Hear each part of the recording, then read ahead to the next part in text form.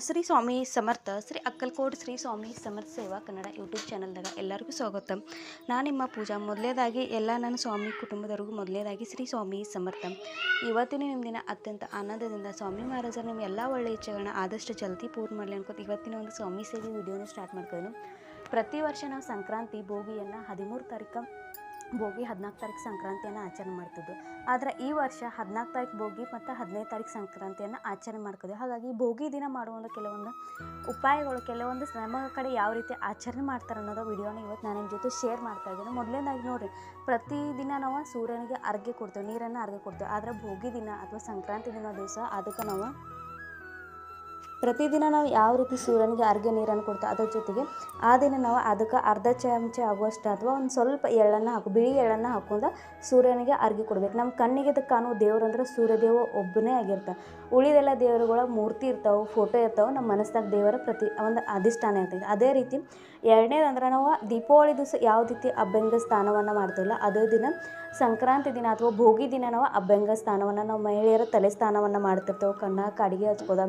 ಆ ದಿವಸ ಒಂದು ಮುತ್ತೈದರ ದಿನ ಅಥವಾ ಮುತ್ತೈದರಿಗೆ ಒಂದು ಸೌಭಾಗ್ಯ ಮಡಿಲಕ್ಕಿ ಕೊಡೋದ ಅಥವಾ ಅವರಿಗೆ ಊಟಕ್ಕೆ ಒಂದು ಊಟವನ್ನು ಹಾಕೋದು ಅಥವಾ ಒಬ್ಬರು ಮುತ್ತೈದರಿಗೆ ಊಟದ ವ್ಯವಸ್ಥೆಯನ್ನು ಮಾಡಿರ್ತೇವೆ ಮನ್ಯಾಗ, ಅಥವಾ ನಮಗೆ ಎಷ್ಟು ಆಗ್ತೈತೆ ಅಷ್ಟು ಜನಕ್ಕೆ ಊಟದ ವ್ಯವಸ್ಥೆಯನ್ನು ಮಾಡ್ತೇವೆ. ಹಾಗಾಗಿ ಆ ದಿವಸ ಸ್ನಾನ ಮಾಡುವಾಗ, ತಲೆ ಸ್ನಾನ ಮಾಡುವಾಗ ಪ್ರತಿಯೊಬ್ಬರು ಮನೆಯಾಗಿರೋರು ಪುರುಷರಾಗಲಿ ಅಥವಾ ಯಾರೇ ಆಗಲಿ ಒಂದು ತೀರ್ಥ ಅಂದರೆ ನದಿಗಳ ಕಡೆ ಅದನ್ನ ಸ್ನಾನ ಮಾಡೋಕ್ಕೆ ಅವಕಾಶ ಸಿಗ್ತದೆ, ಅಲ್ಲಿ ಹೋಗಿ ಮಾಡಿರಿ. ಇಲ್ಲಾಂದ್ರೆ ಮನ್ಯಾಗ ನೀವು ಆ ಒಂದು ಸ್ನಾನದ ನೀರಿನಾಗ ಅಥವಾ ಜಳಕದ ನೀರಿನಾಗ ಒಂದು ಸ್ವಲ್ಪಷ್ಟು ಎಳ್ಳನ್ನು ಹಾಕೋರಿ. ಇದರಿಂದನೂ ಕೂಡ ಅಂದರೆ ಈಗ ಒಂದು ಚಳಿ ದಿನ ಇರ್ತೈತಿ, ಈಗ ಒಂದು ಥಂಡಿ ದಿನ ಇರ್ತೈತಿ, ಮುಂದೆ ಬೇಸಿಗೆ ಕಾಲ ಬರ್ತೈತಿ.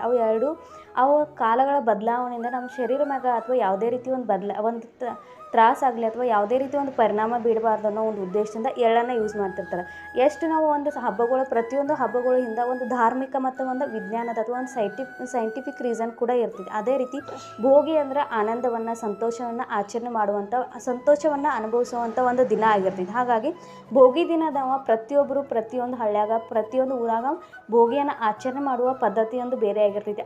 ಆ ದಿನ ನಾವು ಭೋಗಿ ದಿನ ಇಡೀ ಒಂದು ಈ ಜಗತ್ತಿನಾದ್ಯಂತ ಅಥವಾ ನಾವು ಎಷ್ಟು ಗುರ್ತಿದೆ ಅಷ್ಟು ದಿನ ಆ ಊರಾಗ, ಪ್ರತಿ ಊರಾಗ ಆ ದಿವಸ 5 ಥರದಗಳು ಪಲ್ಯಗಳು, 5 ಥರದ ಕಾಯಿಪಲ್ಯಗಳು ಅಥವಾ 5 ಥರದ ಹಸಿರು ತರಕಾರಿಗಳನ್ನು ಎಲ್ಲ ಮಿಕ್ಸ್ ಮಾಡಿ ಪಲ್ಯವನ್ನು ಮಾಡ್ತಾರೆ. ಅದನ್ನು ತಿನ್ನೋಕ್ಕೂ ಕೂಡ ಅಷ್ಟೇ ರುಚಿಯಾಗಿರ್ತದೆ, ಅಷ್ಟೇ ಒಂದು ಬಾಯಿಗೆ ಟೇಸ್ಟ್ ಆಗ್ತೈತಿ. ಆ ಊಟವನ್ನು ಯಾರು ಮಾಡ್ತಾರಲ್ಲ ಅವರಿಗೆ ಭೋಗಿಯನ್ನು ತಿಂದವರು ಅಥವಾ ಭೋಗಿ ಊಟವನ್ನು ಮಾಡಿದವರಿಗೆ ರೋಗ ಇಲ್ಲ ಅನ್ನೋದು, ರೋಗಿ ಆಗೋಲ್ಲ ಅನ್ನೋ ಒಂದು ಮಾತು ಕೂಡ ಐತೆ. ಹಾಗಾಗಿ ಅಷ್ಟೇ ನಮಗೆ ಆರೋಗ್ಯಕ್ಕೆ, ನಮ್ಮ ಶರೀರಕ್ಕೆ ಅಷ್ಟೇ ಒಳ್ಳೆಯದಾಗಿರ್ತದೆ. ಹಾಗಾಗಿ ಆ ದಿವಸ ನಾವು ಎಲ್ಲ ಥರದ ಕಾಯಿಪಲ್ಯಗಳನ್ನ, ಎಲ್ಲ ಥರದ ತರಕಾರಿಗಳನ್ನ ಮಿಕ್ಸ್ ಮಾಡಿ ಒಂದು ಆಹಾರ ನೈವೇದ್ಯವನ್ನು, ವಿಶಿಷ್ಟವಾದ ಒಂದು ನೈವೇದ್ಯ ಭೋಜನೆಯನ್ನು ಸಮರ್ಪಣೆ ಮಾಡ್ತಿರ್ತೇವೆ. ನಮ್ಮ ಮನೆಗೆ ಬಂದಂಥ ಅತಿಥಿಗಳಿಗೆ, ನಮ್ಮ ಮನ್ಯಾಗ ಮತ್ತು ದೇವರಿಗೆ, ಎಲ್ಲ ದೇವಸ್ಥಾನಗಳಿಗೆ ನೈವೇದ್ಯವನ್ನು ಕೊಡ್ತಿರ್ತೇವೆ.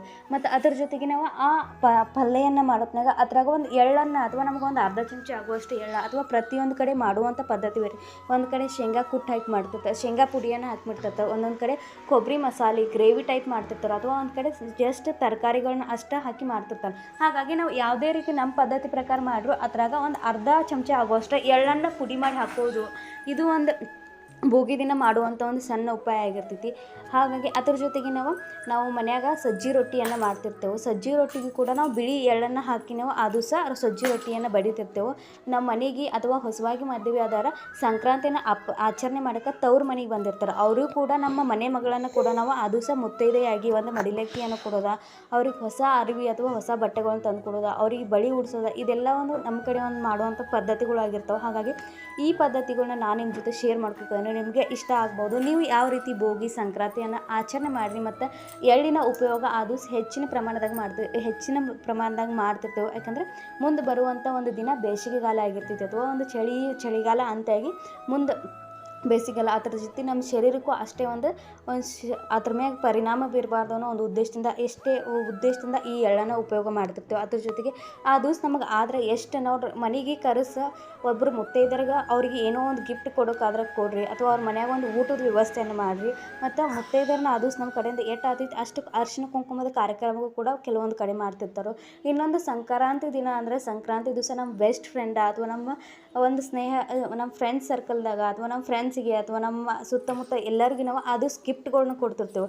ಹಾಗಾಗಿ ಈ ಒಂದು ಸಣ್ಣ ನಮ್ಗೆ ಇಷ್ಟವಾದ ಫ್ರೆಂಡ್ಸ್ ಅಥವಾ ನಾವು ಹೊಸ ಗಿಫ್ಟ್ಗಳು ಅಥವಾ ಏನೋ ಒಂದು ಕೊಡ್ತೇವೆ, ಆ ಒಂದು ಸಣ್ಣ ಈ ಒಂದು ಗಿಫ್ಟ್ಗಳು ಕೊಡೋದು ಅಥವಾ ಅವ್ರಿಗೆ ಸಿಗುವಂಥ ಖುಷಿ ಏನಿರ್ತಿಲ್ಲ ಅದು ಆ ದಿನ ಆಚರಣೆ ಮಾಡ್ತಿರ್ತೇವೆ. ಇನ್ನೊಂದು ಕಡೆ ಆ ದಿವ್ಸ ನಾವು ಟೆರೆಸ್ ಮ್ಯಾಗ ಹೋಗಿ ಪತಂಗಗಳನ್ನು ಹಾರಿಸ್ತಾರೆ. ಕೆಲವೊಂದು ಕಡೆ ಬೇರೆ ಬೇರೆ ಪದ್ಧತಿಗಳಿಂದ ಆಚರಣೆ ಮಾಡ್ತಿರ್ತಾರೆ. ನೀವು ಭೋಗಿಯನ್ನು ಯಾವ ರೀತಿ ಆಚರಣೆ ಮಾಡಿರಿ ಮತ್ತು ಎಳ್ಳಿನ ಉಪಯೋಗವನ್ನು ಮಾಡಿರಿ. ಇವತ್ತಿನ ಈ ಮಾಹಿತಿ ಅಥವಾ ನಮ್ಮ ಕಡೆ ಆಚರಣೆ ಮಾಡುವಂಥ ಭೋಗಿಯನ್ನು ಇವತ್ತು ನನ್ನ ಜೊತೆ ಶೇರ್ ಮಾಡ್ಕೊಂಡೇನು. ಈ ಮಾಹಿತಿ ನಿಮ್ಗೆ ಎಲ್ಲರಿಗೂ ಇಷ್ಟ ಆಗಿತ್ತು ಅಂತ ಭಾವಿಸ್ಕೊಂಡೇನು. ಮತ್ತು ಪ್ರತಿಯೊಬ್ಬರು ಕಮೆಂಟ್ದಾಗ ನೀವು ಯಾವ ರೀತಿ ಭೋಗಿ ಹಬ್ಬವನ್ನು, ಸಂಕ್ರಾಂತಿ ಹಬ್ಬವನ್ನು ಆಚರಣೆ ಮಾಡ್ತೀರಾ. ಅಡ್ವಾನ್ಸ್ ಎಲ್ಲರಿಗೂ ಹ್ಯಾಪಿ ಸಂಕ್ರಾಂತಿ. ಸ್ವಾಮಿ ಮಹಾರಾಜರು ನಿಮ್ಮ ಜೀವನದಾಗ ಹೆಚ್ಚಿನ ಪ್ರಮಾಣದಾಗ ಸುಖ, ಸಂತೋಷ, ನೆಮ್ಮದಿ ಹೆಚ್ಚಿನ ಪ್ರಮಾಣದಾಗ ಅವ್ರ ಸೇವೆಯನ್ನು ಸೇವೆಯನ್ನು ಪ್ರಸಾರ ಮಾಡಿಸ್ಕೊಳ್ಳಿ ಮತ್ತು ನಿಮ್ಮೆಲ್ಲ ಒಳ್ಳೆಯ ಇಚ್ಛೆಗಳನ್ನ ಆದಷ್ಟು ಜಲ್ದಿ ಸ್ವಾಮಿ ಮಹಾರಾಜರು ಪೂರ್ಣ ಮಾಡಲಿ ಅನ್ಕೋತ ಇವತ್ತಿನ ಒಂದು ಆದ ಸಣ್ಣ ಸೇವೆಯನ್ನು ಶ್ರೀ ಸ್ವಾಮಿ ಸಮರ್ಥ ಅವರು ಸಮರ್ಪಣೆ ಮಾಡ್ತಾನೆ. ಪ್ರತಿಯೊಬ್ಬರಿಗೂ ನನ್ನ ಕಡೆಯಿಂದ ಸಂಕ್ರಾಂತಿ ಹಬ್ಬದ ಶುಭಾಶಯಗಳು. ನಿಮ್ಮ ಜೀವನದಾಗ ಎಳ್ಳು ಬೆಲ್ಲ ಯಾವ ರೀತಿ ತೊಗೊಂಡಿರ್ತೀವಲ್ಲ ಅದೇ ರೀತಿ ನಿಮ್ಮ ಜೀವನದಾಗ ಸುಖ ಅನ್ನೋದು ಹೆಚ್ಚಿನ ಪ್ರಮಾಣದಾಗ ಇರಲಿ ಅನ್ಕೋತ ಇವತ್ತಿನ ಒಂದು ಆದ ಸಣ್ಣ ಸೇವೆಯನ್ನು ಶ್ರೀ ಸ್ವಾಮಿ ಸಮರ್ಥ ಅವರು ಸಮರ್ಪಣೆ ಮಾಡ್ಕೊಂಡು ಹೊಸದಾಗಿ ನೋಡೋರು ದಯವಿಟ್ಟು ಚಾನಲ್ನ ಸಬ್ಸ್ಕ್ರೈಬ್ ಮಾಡ್ಕೊಂಡು ನೋಡಿ, ವಿಡಿಯೋನ ಶೇರ್ ಮಾಡಿರಿ ಮತ್ತು ಹೆಚ್ಚಿನ ಪ್ರಮಾಣದಾಗ ಸ್ವಾಮಿ ಸೇವೆಯನ್ನು ಪ್ರಸಾರ ಮಾಡಿರಿ. ಶ್ರೀ ಸ್ವಾಮಿ ಸಮರ್ಥ.